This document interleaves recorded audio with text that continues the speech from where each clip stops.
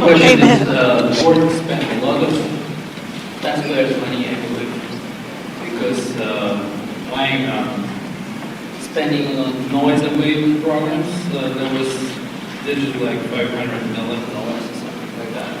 My question is, I also spent a lot of money suing people who were fighting the building of the runway, and now they will be suing, fighting, spending more millions.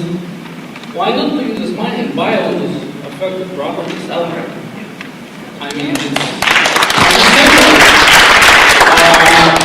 maybe like, I don't know, 1 or 2 miles on each side of a runway. What's the problem with it? And another question is, I don't watch TV, but sometimes I turn the news on or weather, and I don't have reception because it's impacted by runway. Is Port of Seattle going to cover my cable bill with it? Why not? It's a direct impact on my quality of life. And then third, I see a lot of senior citizens here, and they probably lost 40% of their home values because of your runway. Don't you feel ashamed? No.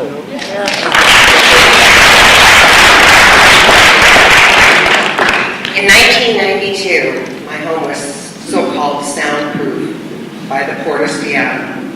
Now it's absolutely worthless.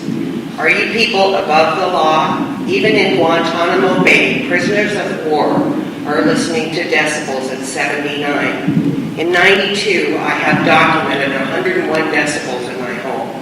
I want to know when and if we can get President Obama involved in this. He closed Guantanamo Bay for torturing prisoners. He can close the Port of Seattle.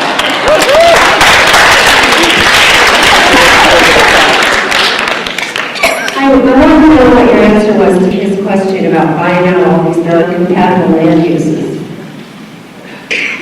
Well, we have bought out the non-compatible land uses associated with the third runway. So there are compatible and non-compatible land uses. Again, I think you're confusing non-compatible land uses to the people that were underneath your 27 million cubic yards of fill. That wasn't non-compatible. That was being redesignated industrial. We will reevaluate these noise programs in the next Part 150, and we find that there is non-compatible land uses with the association of the runway use, all runway uses at the airport. There's a possibility for mitigation, whether it's acquisition or additional insulation. That's where these programs have to be looked at, and we're doing that. So okay, I have another comment then. That in 1998, the State Department of Public Health had health review that looked at all the cancer rates around the airport, which Julia Patterson and Dave Upthgrove were a part of getting that going. And they found all those extra cancer cases. They found it in much higher rates in the 3-mile area. I noticed that DIA, when it was built, which is the new airport, and DFW, they each have a 5-mile buffer around them. In 1973, a King County monitoring van sat in Paul Bargan's driveway for a month. The rates of emissions that they found in that driveway were so high that he, as a legislator at the time, prior to his becoming a councilman, put his house up on the market and immediately moved away. The report for King County at that time said that the noise mitigation is something that needs to consider an area that also encompasses the air pollution problem from these jets. And I don't know if anybody in this room is aware, but the Sea-Tac Airport current greenhouse gas inventory says it's the single largest producer of greenhouse gas emissions in the state. Sea-Tac EIS also admitted that they're the largest producer of ozone precursors by acre. The FAA admitted that too. So we have schools, we have sensitive land uses, nursing homes, people living in homes nearby. They're all being exposed on a 24-hour-a-day basis to cancer-causing emissions that are going to kill them. The only way to mitigate that is to buy out beyond a 3-mile area. That will cost billions of dollars. So what I suggest is that every permit flies in, pay tax, it goes back to these people who are injured by your operations.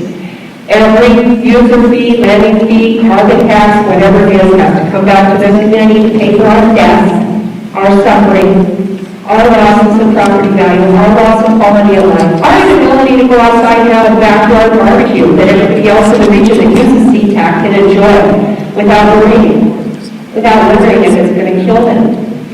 So you can't get the money, you can't give the money, but each plane, each passenger that flies in here can pay curfew for killing us.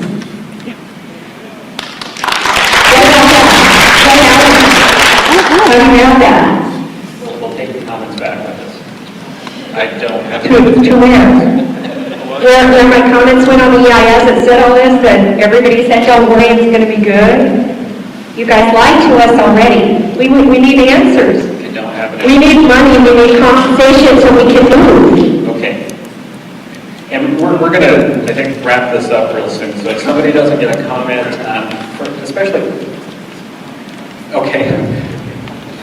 Yeah, and I noticed that maybe some of you have already spoken once. If you could just write your comments down. I think we have something over here. Susan will talk about that in the end. So we'll take a couple more, and then we'll go ahead and wrap it up with you. Okay, well, first of all, I do respect you being here, and thank you for being here.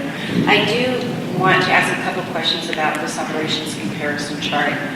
Is the information available from 1997 to 2008 somewhere that showed how the projections were changing on your website or something? We do have the runway statistics and airport operations statistics on the Port of Seattle webpage.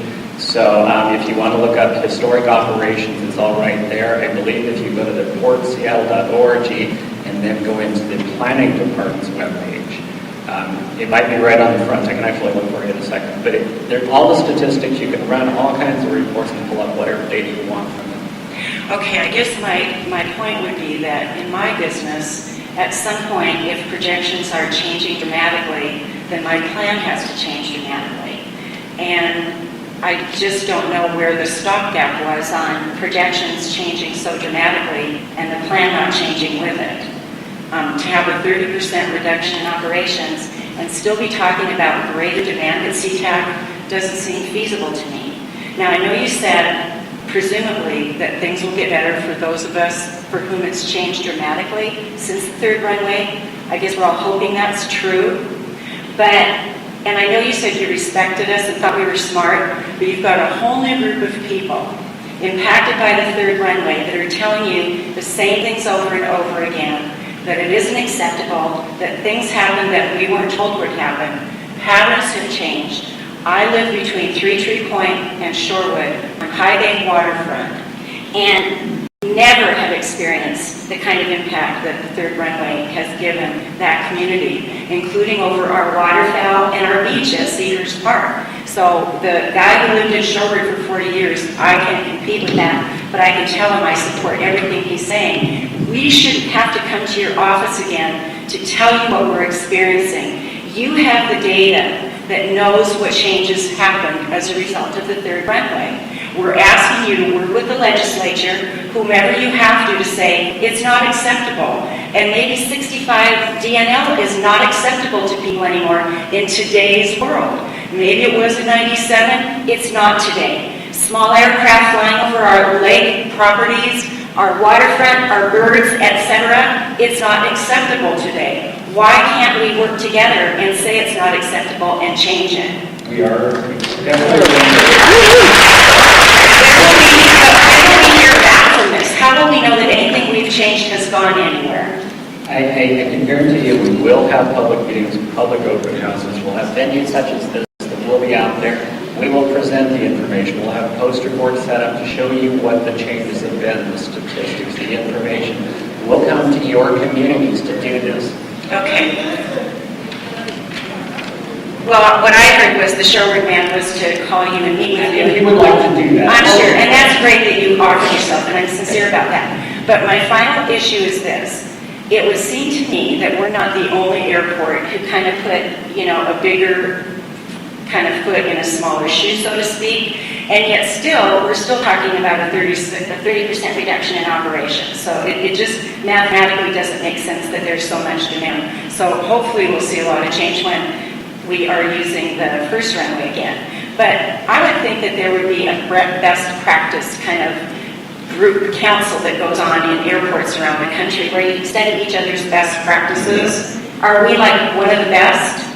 We are a leader in noise mitigation and noise abatement programs. I have worked with the Airports Council International, which is the international kind of organization that really analyzes the trends in aviation, the problems with the products that we have. I was leader of the airport noise group at that portion for 5 years. I led the committee. There are things that we do better than other airports. We implemented a third runway. We have no noise associated with the third runway, but that doesn't discount the fact that we have done a lot of mitigation in this community that I am damn proud of.